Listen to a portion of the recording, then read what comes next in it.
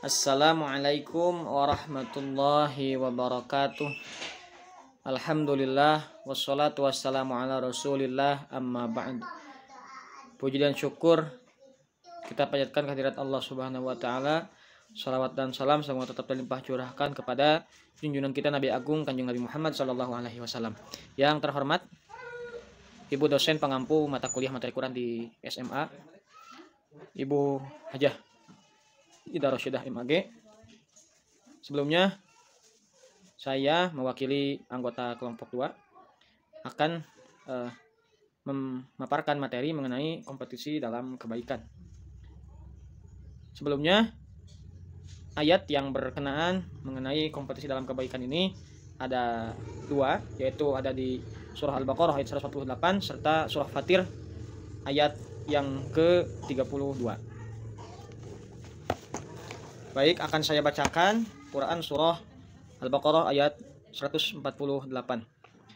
A'udzu billahi minasyaitonir rajim. Walikulli wijhatun huwa muwalliha fastabiqul khairat. Aynama takunu ya'ti bikumullahu jami'a. Innallaha ala kulli syai'in qadir. Yang artinya wallahu a'lam bimuradihi, dan setiap umat mempunyai kiblat yang dia menghadap kepadanya. Maka berlomba-lombalah kamu dalam kebaikan. Di mana saja kamu berada, pasti Allah akan mengumpulkan kamu semuanya. Sesungguhnya Allah Maha Kuasa atas segala sesuatu. Selanjutnya surah Fatir ayat 32. A'udzu billahi minasyaitonir rajim. ثم أورثنا الكتاب الذين اصطفينا من عبادنا فمنهم ظالم لنفسه ومنهم مقتصد ومنهم سابق بالخيرات بإذن الله ذلك هو الفضل الكبير. Yang artinya wallahu a'lam bimuradihi. Kemudian kami wariskan kitab itu kepada orang-orang yang kami pilih di antara hamba-hamba kami. Lalu di antara mereka ada yang menzalimi diri sendiri, dan di antara mereka juga ada yang pertengahan, dan di antara mereka pula ada yang lebih dahulu berbuat kebaikan dengan izin Allah. Yang demikian itu adalah karunia yang besar. Assalamualaikum warahmatullahi wabarakatuh. Perkenalkan, nama saya Agni Nur Fadilah dari kelas PAI 3A. Saya di sini akan melanjutkan menyampaikan materi yang pertama, yaitu dengan pengertian dari berkompetisi dalam kebaikan atau biasa disebut dengan fastabiqul khairat. Nah, jadi manusia merupakan makhluk ciptaan Allah Subhanahu wa taala yang memiliki akal sehat untuk berpikir sebelum melakukan sesuatu gitu. Segala perbuatan manusia ini tuh akan dicatat gitu oleh malaikat dan menjadi hal yang dipertanggungjawabkan nanti di akhirat gitu. Oleh sebab itu, umat muslim dianjurkan untuk selalu berbuat kebaikan ketika hidup. Nah, banyak banget gitu ya perbuatan baik yang dapat dilakukan oleh setiap muslim itu. Makanya kita sebagai manusia itu selalu diajak untuk berlomba gitu dalam kebaikan yang biasa disebut juga dengan fastabiqul khairat, yang menjadi hal yang dapat membuat umat Islam kepada ridho Allah Subhanahu wa taala. Kemudian Allah tuh menciptakan manusia tuh keadaannya dengan berbangsa-bangsa ya, tadi berbeda warna kulit, suku, ras. Perbedaan itu tuh jangan sampai saling menyalahkan gitu atau saling menindas, merendahkan satu sama lain. Kemudian dengan perbedaan itu tuh Allah memerintahkan hambanya tuh untuk berlomba-lomba gitu, untuk meraih kebaikannya sesuai dengan kadar kemampuannya masing-masing. Nah, pengertian dari kompetisinya itu sendiri adalah kata kerja intransitif yang berarti tidak membutuhkan objek sebagai korban.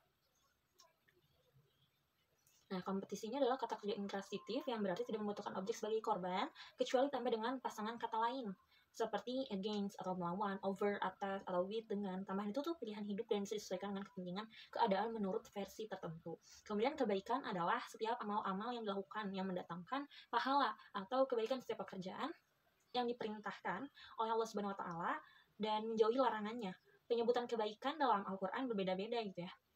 Ada yang menyebut kebaikan itu khair atau hasan atau birro gitu dan lain-lain. Dilanjutkan oleh presentator selanjutnya. Terima kasih.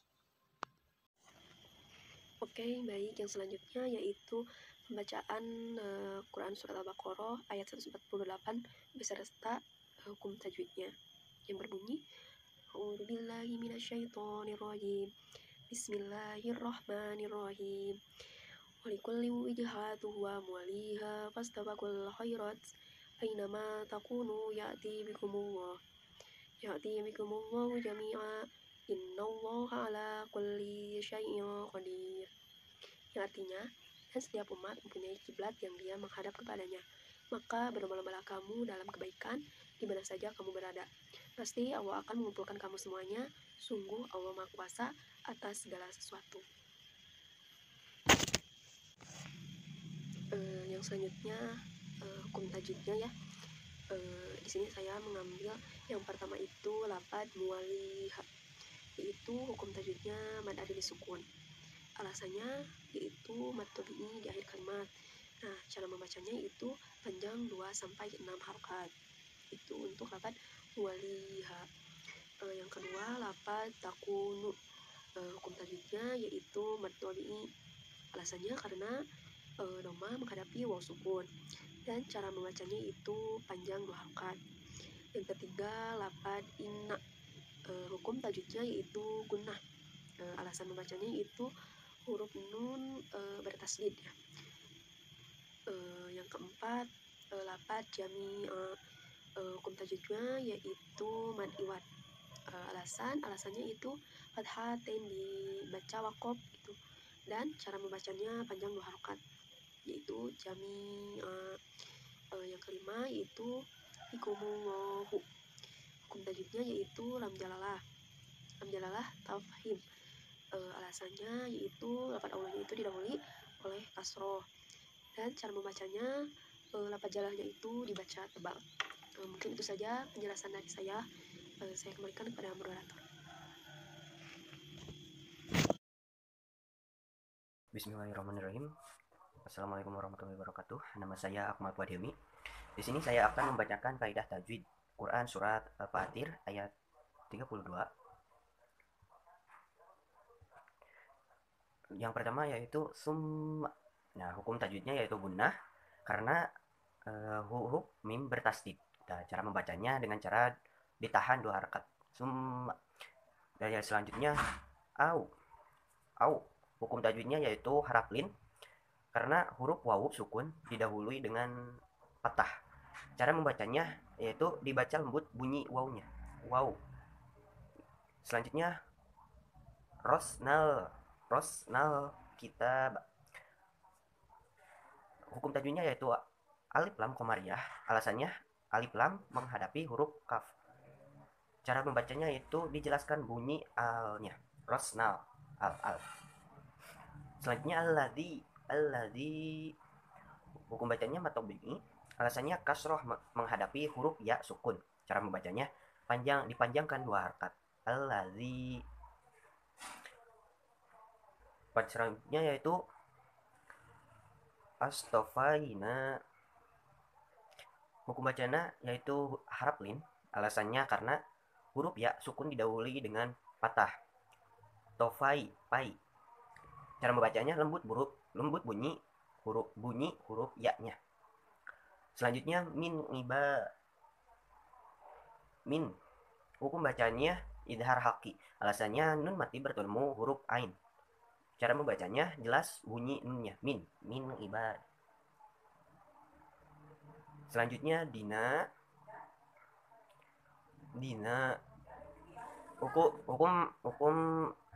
Hukum bacanya yaitu mad aridli sukun. Alasannya mad tabi'i di akhir kalimat. Cara membacanya panjang 2-6 harakat. Yang selanjutnya faminhum dhalin. Hukum bacanya yaitu idhar safawi. Alasannya karena huruf mim sukun menghadapi huruf zo. Cara membacanya jelas bunyi mimnya.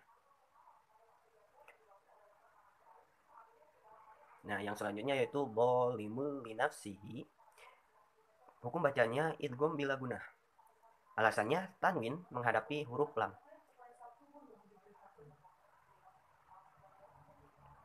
Cara membacanya yaitu masuk ke huruf lam tanpa dengung. Bolimul linafsihi. Yang selanjutnya yaitu nafsihi.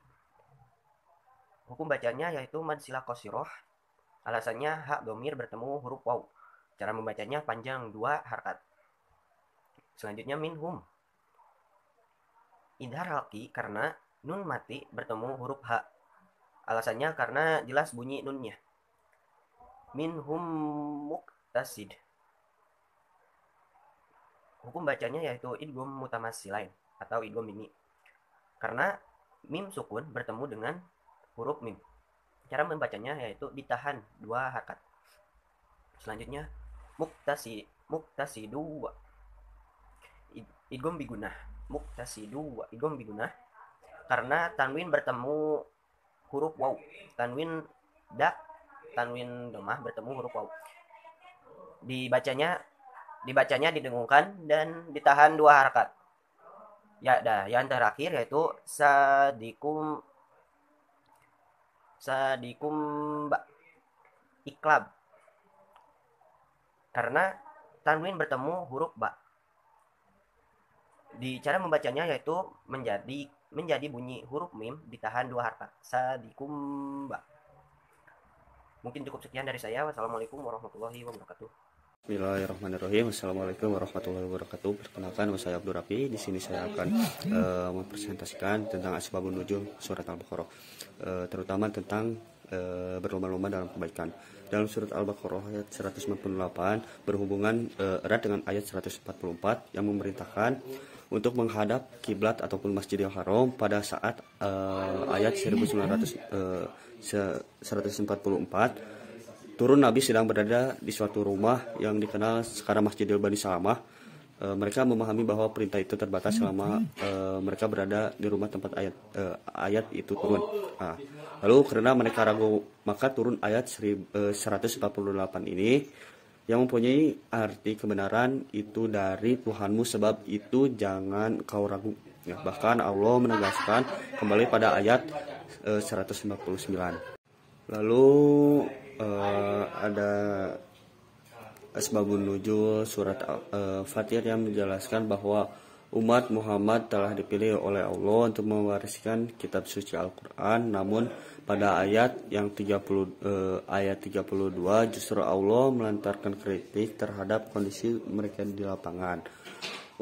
Untuk umat Nabi Muhammad yang bakal masuk surga dibagi menjadi 3 golongan. Yang pertama itu golongan masuk surga tanpa diproses hisab karena masa hidupnya terlalu kompetitif dalam berbakti dan berbuat kebajikan. Lalu ada juga golongan masuk surga yang melalui proses hisab yang mudah dan cepat karena pada masa hidupnya cukup kompetitif tetapi masih suka meninggalkan sunnah. Lalu ada juga golongan masuk surga susulan karena pada masa hidupnya tidak berjiwa kompetitif dan tidak berbakti dan membuat kebajikan di samping banyak melakukan kesalahan. Penggolong umat Muhammad itu salah satu asbabun nuzulnya. Sekian dari saya. Wassalamualaikum warahmatullahi wabarakatuh.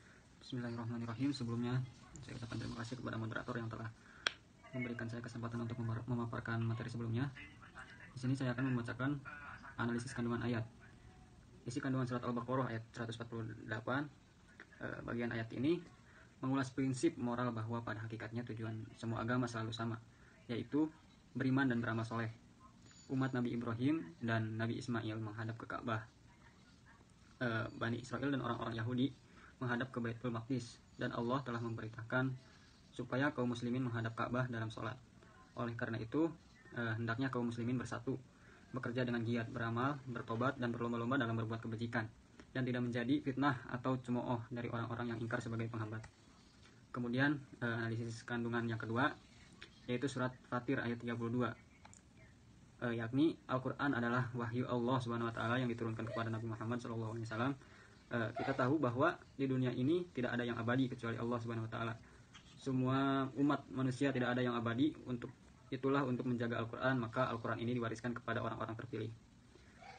Orang-orang yang terpilih itu adalah umat Nabi Muhammad SAW, seperti yang dinuklirkan dari Ibnu Abbas. Hal ini disebabkan karena Allah Subhanahu Wa Taala telah memuliakan umat Islam melebihi umat-umat yang lain. Kemuliaan itu tentunya tergantung pada faktor sejauh manakah ajaran yang telah ditentukan oleh Allah Subhanahu Wa Taala dan Rasulnya yang dikerjakan oleh kita sebagai umat Muslim. Sekian, saya kembalikan kepada moderator. Baik, terima kasih kepada rekan saya yang telah mengizinkan saya untuk memaparkan pemaparan selanjutnya pada materi kali ini. Sebelumnya perkenalkan, nama saya Asma Tazkia Al-Zahra. Di sini saya akan memaparkan mengenai implementasi dalam kehidupan sehari-hari.